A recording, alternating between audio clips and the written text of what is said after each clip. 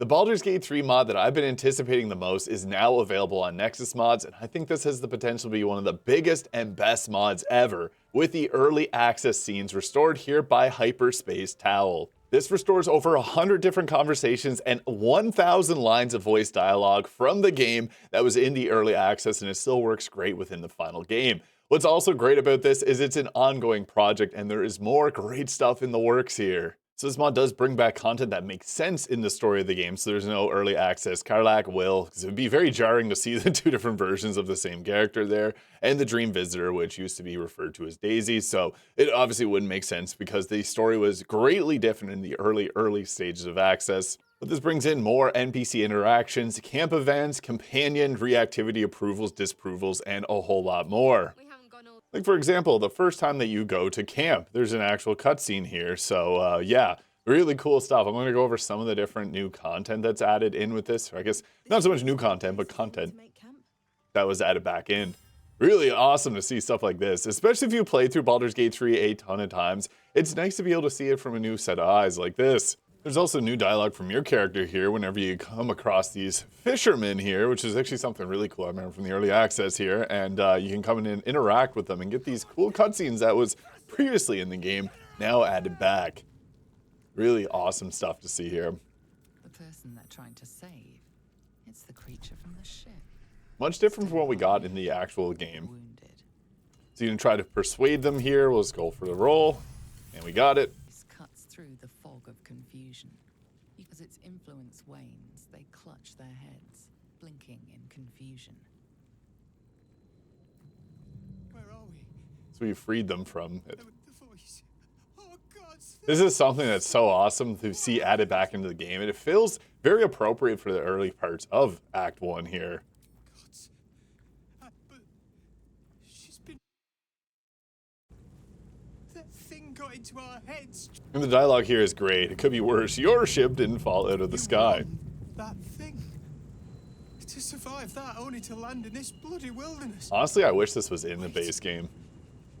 You. I can feel you. Just like one. And you can tell that you're infected. There's something in your head. This is seriously amazing. Please. And they end up just running away. The Mind Flare made them into its puppets. And you can still go ahead with the actual part. I actually wish that the last scene was in the game because it just feels so natural to kind of, when you're in this whole new world, to see that you're a bit of a freak in it.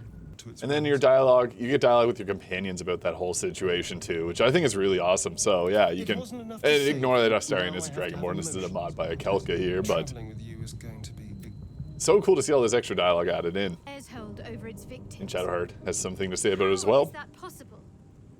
The tadpoles? No, our minds connected. I felt it surrender.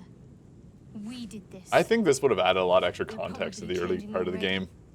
We need to deal with these tadpoles while we... Adds a real sense of urgency as well. Do you remember the voice aboard the ship? There's a pretty popular questline in early access involving Norella here, which is just outside of the Tiefling little spot here. And you may notice the music box here, which is actually playing music. This is super, super cool. Oh, try listening to it 100 times a day. My husband made it to keep our little monster quiet. Traded one head. How much do you think They're really it's spooky worth? questline. Old Ethel said she'd offer me gold for it. We're getting some more reactive No, dialogue she here. would not.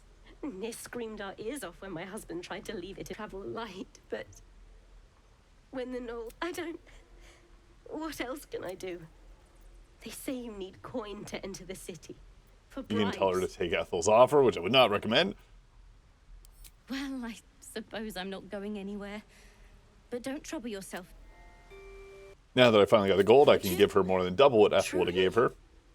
I'd like to say I don't need the charity, but just promise me you'll take care of it. Now, you can either leave it with her or take it, and I'm pretty sure it does give a bit of a healing. Thank you. I hope... Oh, it actually just plays a song, so you can activate that there, and you got the music box now in your inventory. Pretty cool. It plays a song that you may be familiar with. I still And if you go to talk to her again, she'll talk about that. I'll just leave that there for her. And it actually does play the music too, which is kind of cool. You can interact with it. You can leave it at camp even if you wanted to.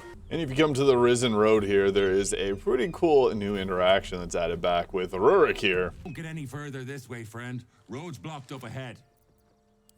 Rockfall in the ravine. I killed the biggest, ugliest one myself. My friends inside took care of the rest. And there's also this tiefling kid here, which is collecting seashells, which actually has some pretty cool stuff with it. Now, if you also have the deity expansion mod from Max Strength Wizard here, it adds in an Umberly, which is a deity here, which gives you some extra dialogue in the scene, which is kind of cool because it introduces something that's only really talked about in Act 3. So really cool to see this added in. It actually gives a bit more lore and leads into Act 3 a bit better. The queen gets upset. Religion. Umberly. A brutal goddess from what I understand. Without even the slightest touch of subtlety to her. Mum's not like those goblins.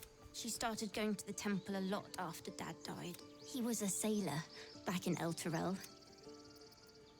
Mum said Umberly took Dad to the bottom of the ocean because he wasn't faithful. And Mum changed. Dark. She started putting things in the... But Mum couldn't give offerings on the road. So I need more shells. I don't want to get eaten. Sad. And you can find them some shells, and it gives you a quest here. And it gives you a little quest where you gotta find seashells, and you can trade them for some different items. Enjoy my deer stew this evening. And you have this cool cutscene here with Gale at camp with his deer stew, old family recipe. Good. I tend to season it with spices from Karatur, but given what's available to us. Amazing. Good old... Amazing stuff. Great for Gale enjoyers.